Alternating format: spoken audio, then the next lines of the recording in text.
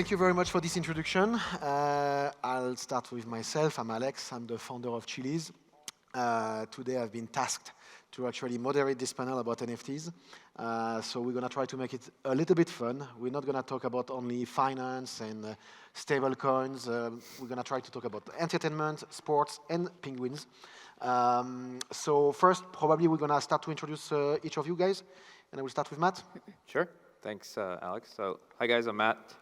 I'm the director of EMI Foundation, and we govern the protocols that power Magic Eden. And Magic Eden is the world's largest NFT exchange. We're the #1 Bitcoin decentralized app and the #1 DEX of runes, Bitcoin runes. And Magic Eden's also building a giant consumer wallet. And all that to power basically trading use cases across NFTs, fungibles, any asset on any major chain at any time. Hi everyone, my name is Cheryl. I'm head of Asia at Pudgy Penguins. Pudgy Penguins is a blue chip company, NFT non-fungible token. We also do Web2 brands coming into Instagram, physical stores as well. So we always champion ourselves as Web 2.5. And Victor. Yeah. Hello, my name is Victor. I work for the company whose name is District. We are making some creative, immersive media art through the technology of AI, interactive, or VR, and more. Actually, we started our business 20 years ago, but we are still a baby startup here in an NFT market because we just got interested in NFT 3 years ago. Actually, I think Pudgy Penguin or EMI Foundation or Chili's are already successful players in this market. But most players in our field, especially in South Korea, don't consider NFT actively because they think NFT cannot bring them some valuable some values in the perspective of digital media art. But we don't agree with them. We believe that NFT can bring us more powerful values and brand new values in the near future. And this is the reason why I'm still focusing on some experimental project now. And I was invited here now. And I'm so expecting to get great inspiration from other industries on this session. Well, thanks, Victor, for this introduction. I'll introduce Chili's a little bit as well. Chili's is actually a layer one for most of people who don't know that now. It's the leading sports and entertainment blockchain. We do only this. We don't want to change the world. We don't want to change the finance industry. We focus only on sports and entertainment. And we've been very successful in the last few years, mainly focusing on soccer or football, depends where you're from, with some of the biggest football teams in the world, including Spurs. And today, yes, we're going to talk about NFTs. So the irony of me being here today is I don't own a single NFT personally. So I'm going to try to balance a little bit the conversation because for me, NFT is a technology. It's not a product. And I think it's important to talk about that because we put every single utility of NFTs, every single usage of NFTs in the same basket. Yet, there is so many ways you can use the same technology in different ways. You have first a trading platform here, the #1 in the world. You have a cute little penguin that is amazing and that is based out of NFTs. You have the representative of the art industry as well. In my case, we use NFTs as a business, either as a ticketing business, either as a reward, as a loyalty program in the sports space. So the thing is, NFT is a tech. It's neutral. It boomed definitely in March 2021, if I recall well. It was early March 2021 or end of February 2021. It was actually triggered mainly by NBA Top Shot, if you remember that, because this was launched by Dapper Labs, and there was this NFTs about the NBA, and it boomed massively. I say that in the past, because if you looked at the numbers today, they are probably 98% down from February 2021. And that's not good or bad. It doesn't matter. It helped the technology to exist where it is today. It helped startups like us and others to actually be visible. Now the question is, how can we revive this? How can we expose the tech? Because some of us are here for the tech. And how can we make NFT great again? Maybe that's the right way to start. And Matt, as the #1 platform in the world of trading and I guess even distribution of NFTs, how do you see the state of the market today? Yeah, great intro on history, by the way. And I think I'll take your lead and give more of an update on what's going on today, building on that awesome NFT history you just gave. What we're seeing today, and I think one of the things I was really excited about was innovation on top of Bitcoin. And that came in the form of ordinals, which is the NFT equivalent, and runes, which is the fungible equivalent on Bitcoin. And that's like what happened this past year. And we haven't seen activity and hype as much as we've seen like back in the day, as we've seen this year because of Bitcoin NFTs, right? And I think that's one point on a larger theme of we're seeing NFTs continue to be the growth use case for building community on top of new chains. And so like the chains that are coming up, L1s, L2s that you guys may be very excited about, like Bearchain. A lot of people don't know Bearchain actually started as an NFT project. Monad is investing into NFTs. Abstract, you guys will have your own chain. It's like going the other way, right? But NFTs are still pretty focal point of how these chains grow. So the theme here is, yes, in 2021 it started out with ETH NFTs on Ethereum, and there's a lot of hype. But today we're in a multi-chain world. We have lots of different communities, and the user is increasingly multi-chain. And so what we're seeing in the industry right now is actually this evolution of the user who is a lot more sophisticated in what they trade and what they collect. And NFTs are, like you said, multi-use case, and the communities of NFT holders are actually the same that are trading meme coins. So they're actually dipping in and out of meme coins and NFTs, and that's actually really exciting for us, specifically because we build on top of all these chains, all the major chains in the world today. And so we could power these unique use cases where people dip in and out of pudgy penguins and then go buy some Bitcoin and then spend it on some ordinals and kind of just have fun doing all that stuff. And that's actually one of the biggest themes. And we've seen a ton of volume in the past year on all these chains. I guess when I listen to you, the main keyword is community. You can probably argue that, and I'm going to go to Cheryl, but that NFTs are very successful when they are about native brands. And what I mean by that is at Chili's, we work with sports team, great. We work with Barcelona, PSG, etc. The difficulty for us is actually to use these legacy, quote-unquote, brands who are 50 years old, 150 years old, and to translate them into the native world of blockchain. With brands like, or IPs like Pudgy, you start from nothing, but actually you create a massive and valuable IP and community. Can you give us a little bit more background on that and understand really what it became than just NFTs? Right, so Luca, which is the CEO of Pudgy Penguins, he wasn't the founder, but we bought over Pudgy Penguins for $2.5 million. So during that time, it was during the bear market, and there was a big FUD. But Luca saw that the penguin is really cute, and we saw that Asia is actually booming. But during that time, like nobody really believed in this. So he bought it $2.5 million. Fast forward, he felt like content creation is the king. So he doubled down on Web 2 and building more on the tangible products with tangible results.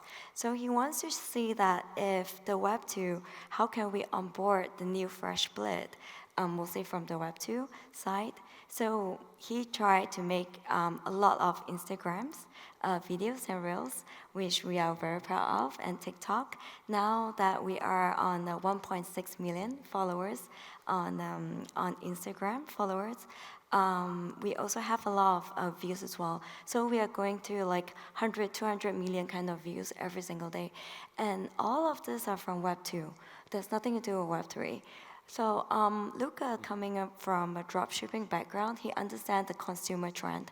He understands what the mass consumer wants. The first thing that we always do is the UX UI. It has to be seamless.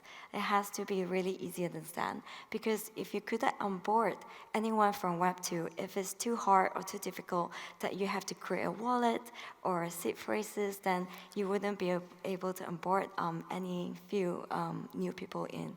So we spend a lot of time and the effort to create a really good, seamless product. So every Pudgy Penguins here, a toy here, is actually NFT owner. So this NFT owner, we have an IP licensing platform, which what we call as Overpass IP. So it's a very seamless program as well. It's a website. All you have to do is, I'm an NFT owner.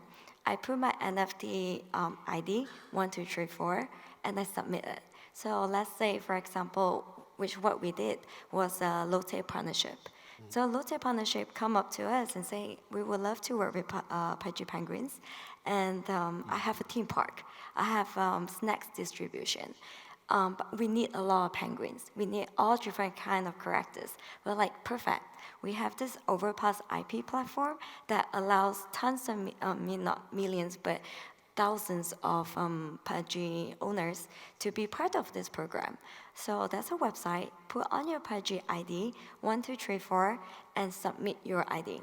So our legal team is back on the hand of our support team. So her name is Jennifer, and she will do everything for us. And because I'm an NFT owner, but I'm not a business owner, and when it comes to IP, the regulations is very complicated. So she was able to help us to go through all the legal documents. So we have all legal agreements ready, and all you have to do is just read through and then sign your consent, and here you are. You're already in. And the interesting part with Pudgy as well is you have, I will say, and I'm not talking about blockchain, but you have a layer one that are the 10,000 NFTs, Right. which is kind of a member, high-end member club.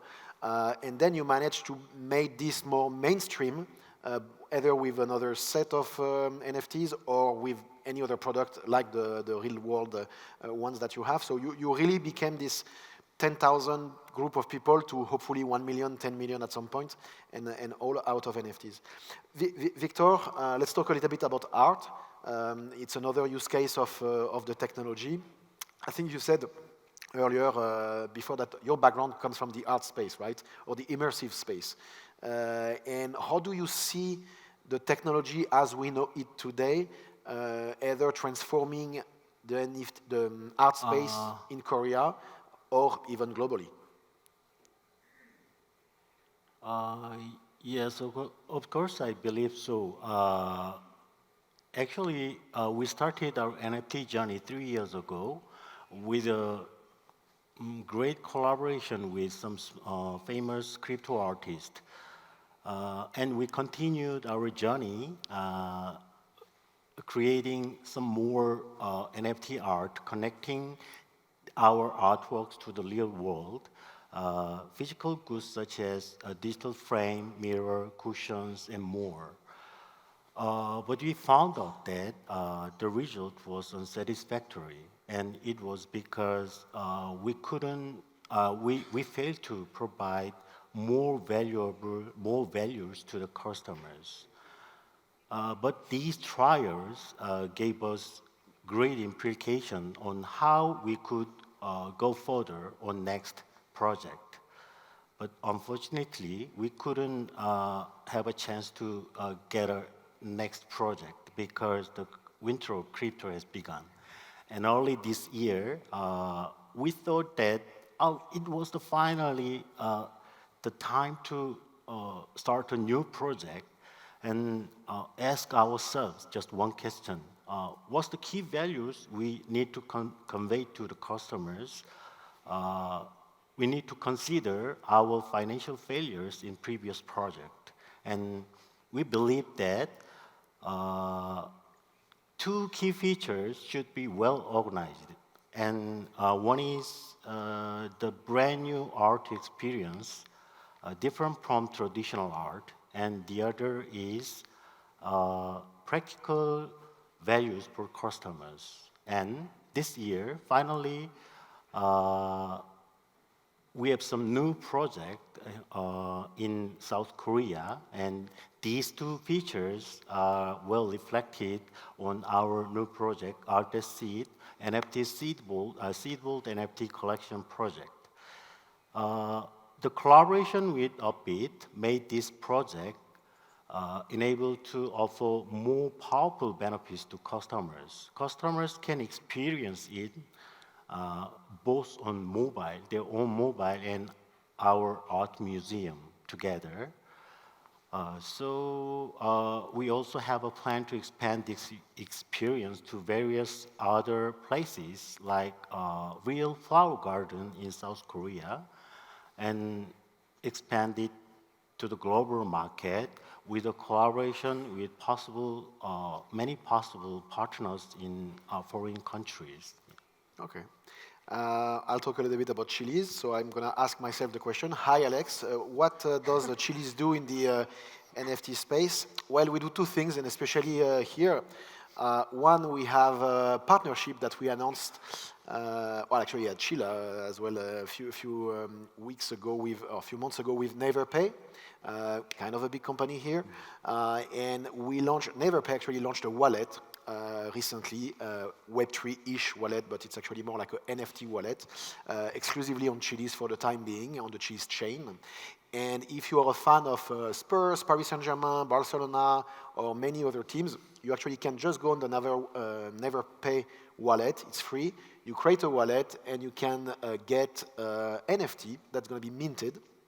And randomly, you're going to have a chance to win a ticket to go and meet the players and to go and attend a match in Europe. And this is a very simple way how to use NFTs, because it becomes like kind of a club of NeverPay users where you are a football fan, you go in this NeverPay FC kind of thing, you participate, it's free for now, there is no transaction, there is no money involved, but we still use blockchain for that. The second thing we're doing, and it's very much inspired as a mentorship from the Pudgy, is we just recently launched a meme coin called Pepper. I'm not going to go into that, but we are launching eventually some NFTs around Pepper, because Chile is pepper. And the idea is that in Asia and everywhere in the world, spices and pepper and chili peppers in general are very strong. So we're going to have some cute little peppers as well that will be slightly more spicy than penguin, but maybe one day we put them in a ring and they fight against each other. Who knows? Matt, you spoke about meme coins, and I think it's important because that's the hot topic, obviously, right now. I like to compare meme coins with a fan token, because a meme coin is actually a community token. It's me embracing a new digital brand, like Pudgy, like Doge, like many others. And the difference, as I said earlier, they are native brands. Now, the problem that we have as an industry, maybe not Magic Eden, but every other industry stakeholder, is meme coins are taking money, a lot of money right now, a lot of attention. And the crypto space is actually an industry based on attention and how you stay relevant. How do you think that the NFT industry can try to recapture a little bit of this meme coin mania, knowing that there is billions of dollars being generated right now, which is good, because as you said, maybe they're going to translate at some point or being transferred into the NFT space. But how can we try to do that? Is it the role of a platform? Is it the role of an IP brand? What's the best way, if there is any, to try to get attention again? So my take on this as the governing the protocols that power Magic Eden, my view is actually giving the power to the creators to do that, giving the power to creators like Pudgy Penguins to be able to come up with what is like the new use case and innovation on the NFTs, and go very deep on allowing them to do that. So one trend that we've been seeing actually right now, super topical with meme coins and NFTs, is NFT communities are actually launching their own meme coins. They're also catching on to the same, right? They see all the attention on meme coins this cycle, and vice versa. Actually, you see token communities launching NFTs, and it's actually super. It's super natural because it's the same community that interacts with the assets. So that's one super interesting trend that we've seen across every chain. Every chain has been doing this on Ethereum, on Bitcoin, on Solana, and I think that's just going to continue. And actually, I'd paint a more optimistic picture. And it's, yes, there is a lot of attention on meme coins right now, but it's not necessarily like, hey, let's find a way to gain that attention back, because the users are the same, and eventually they're going to go back to this other asset class. And then once they're trading NFTs again, which we, by the way, have been seeing, it's taking up again, then they're going to be successful at trading NFTs, and they're going to go back to meme coins and vice versa, and then they're going to go to the new asset class that comes out. For us, we are very keen on supporting these asset classes, these long tail, more esoteric asset classes that our exchange friends, take a little bit longer to support. And one of the examples is runes. And we've actually seen a ton of activity with runes, which is a Bitcoin fungible, essentially. Mm-hmm. And we've seen a lot of attention on it because it's just new. And I mean, for people that have been in the space, it's sort of like, it's new, but it's not. It's actually the meme coins of Bitcoin. So I think we're going to see users continue to rotate in and out of these asset classes, and that's why we're excited, because we just support them, and we give accessibility to creators to be able to use these asset classes and innovate and launch coins if they want, or launch NFTs, and interplay between the two. And actually, I mean, you said it's new, and users, traders, people in general always want the latest hot topic, whether it's a meme coin, it's runes, or anything. But Cheryl, how do you think Pudgy, so you managed successfully to bring more mainstream attention.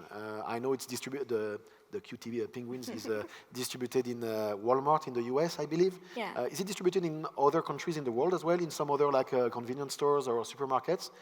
Yes, we are. So in US, we have it in Walmart, Walgreens, Toys R Us, most of the major toy stores, retail. So back in Asia as well, we did a really big one with Lotte.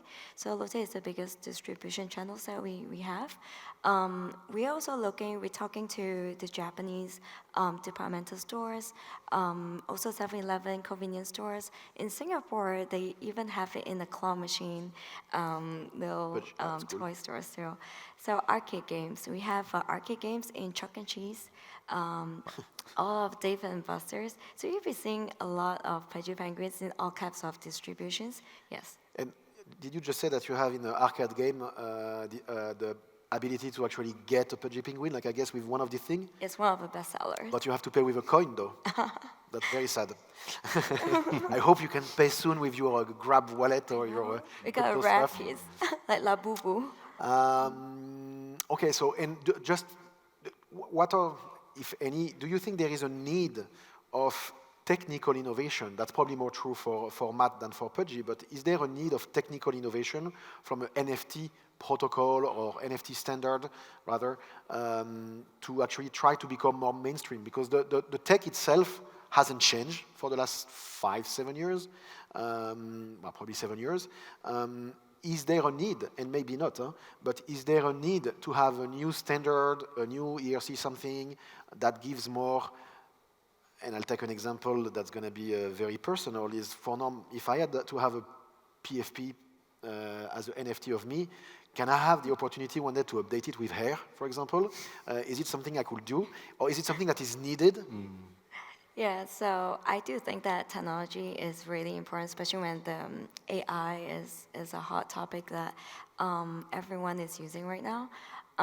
Yes, we believe like that's why we have this layer to train for mass consumer adoption that will be quicker, and the most important is the account abstraction. So account abstraction, because we are doing mass consumer adoption, Web2 is our main customers. So for me, I come from a Web2 background, and now I'm 2.5. For me to talk to Japanese big conglomerate companies, to Koreans, Chinese, and Malaysian, most of them need to understand what you're doing, one. Second is how easy and seamless it is to come on board. Third is how technology fast forward you are with a blockchain technology. So a lot of companies are very happy to work with us because these are toys, not just a normal toy, it's a blockchain technology toy. So every toy here, there's a QR code. When you scan this QR code, it brings you to a PUBG world gaming world. All you have to do is just sign up using your Gmail, and there you are.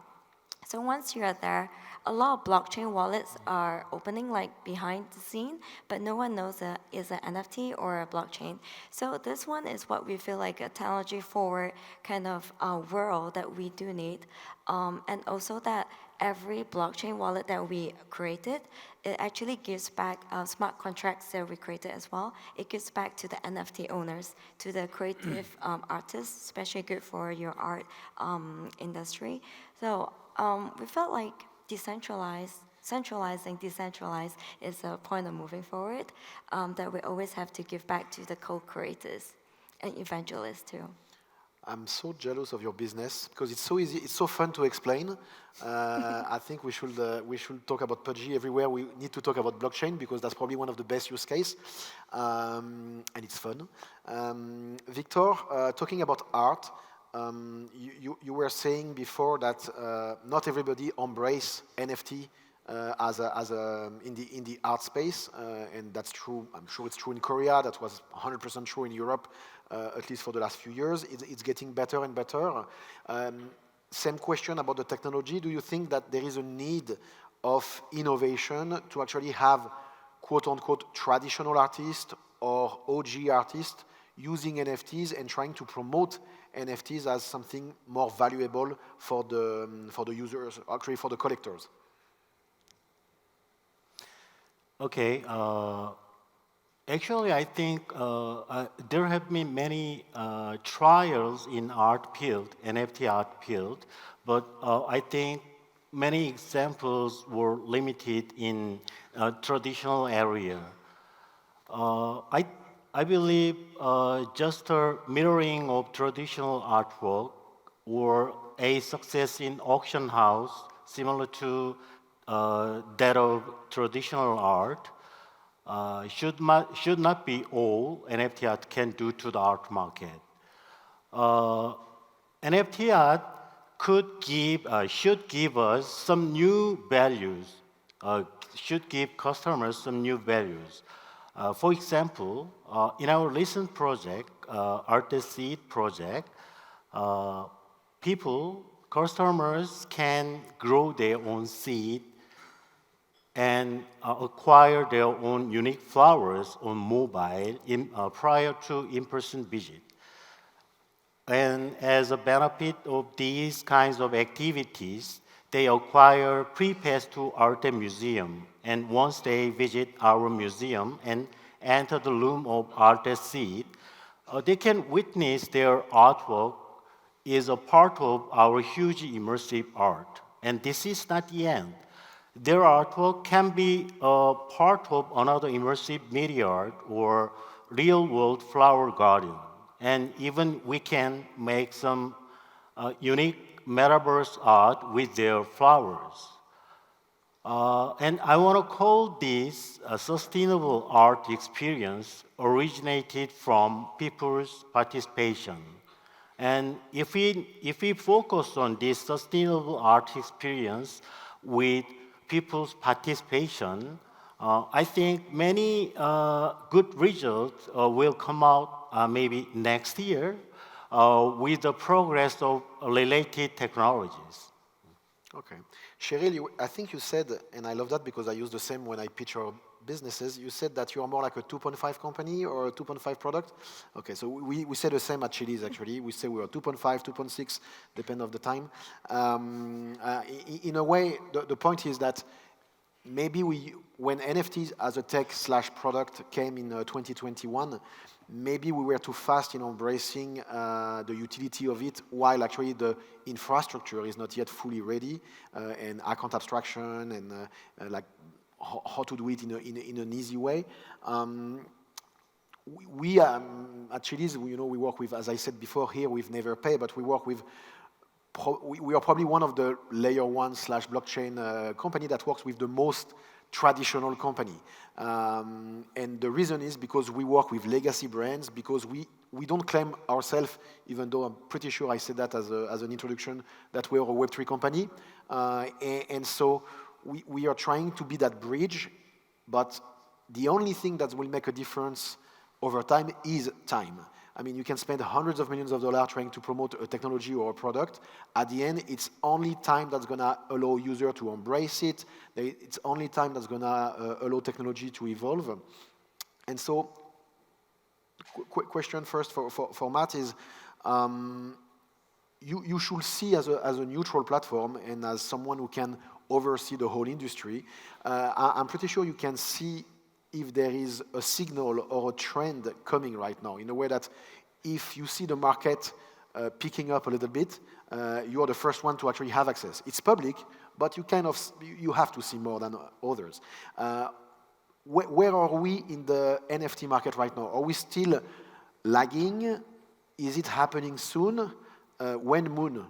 Yeah, good, great question.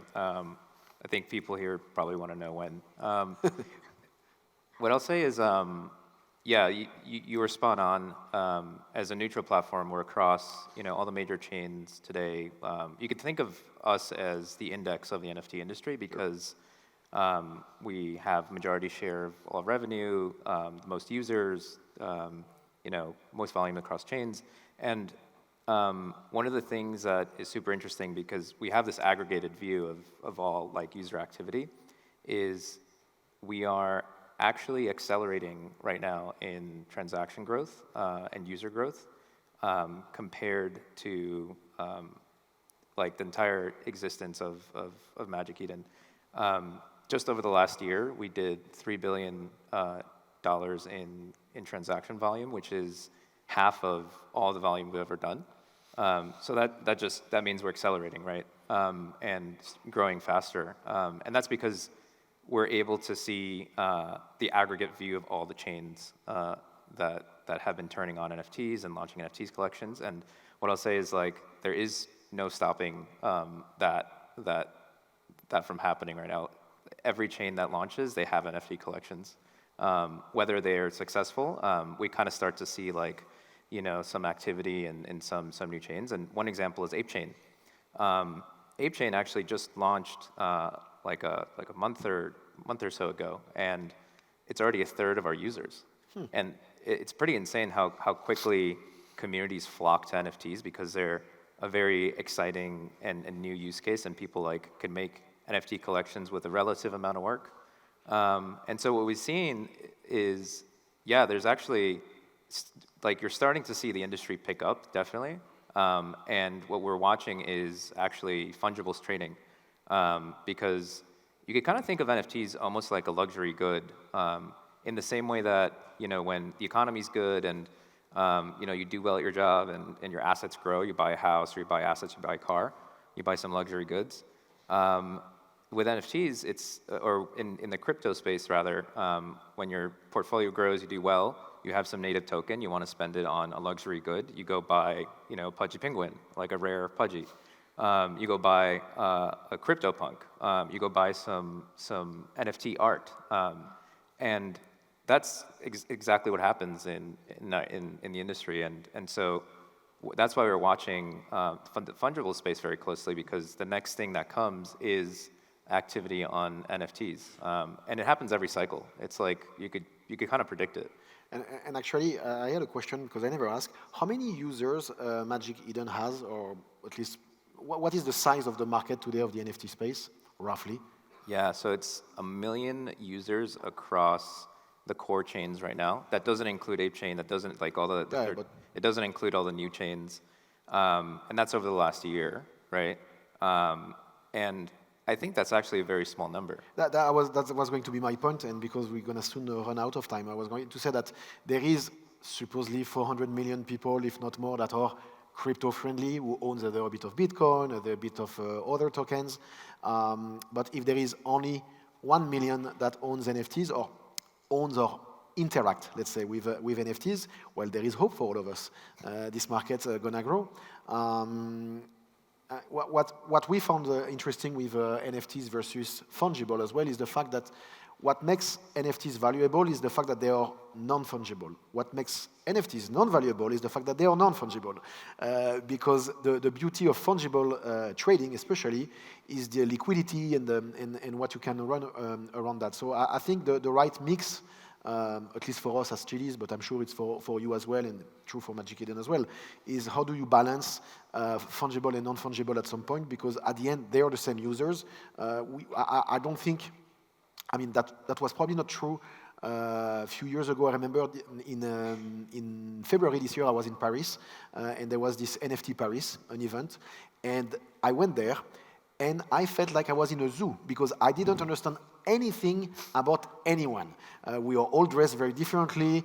Here we have jacket. If you go to an NFT event, they have the sunglasses inside. And so actually we use the same technology, but we have different usage. And that's the beauty of NFTs and fungible and crypto and blockchain in general. And I will let Cheryl maybe conclude on this, is how do you, because you're going to have your blockchain as well launching or being launched, how do you connect these two worlds? Because you said you're a Web 2.5, you're originally coming from the Web 2 like us. How do you embrace, with your product at least, the 200-300 other million? I don't want to talk about the BS number of, let's bring the next billion people on the blockchain. It's not the point.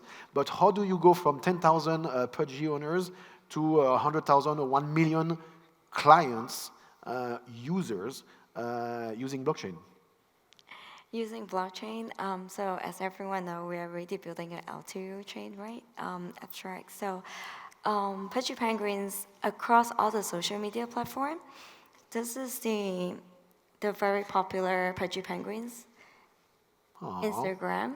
I'm sure maybe half of you guys would have seen it before. And there's 1.6 million of followers.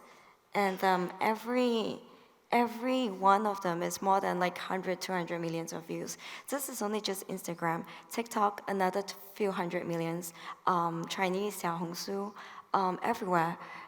So on that, of course, we believe that the more blockchain wallets that we open behind, and every toy that we sell, and everyone that we bring into the abstract chain, that we onboarded, not only Pudgy Penguins, we onboarded a lot of other NFTs who want to build on our chain. This is how we feel like it's the community, and also the strength of having all the ecosystem built together. So. Perfect. Time is up, so I'm going to conclude. I just hope that there will be more NFT users than there will be NFT blockchains, because this space, the crypto space, there is every week there is a new blockchain coming, and says the guy who launched a blockchain. So don't take me wrong, but hopefully this industry is also going to consolidate a lot, and that's true for the NFT space. Thank you very much, everybody, and everything is going to be fine, I think, in the next year for all of us.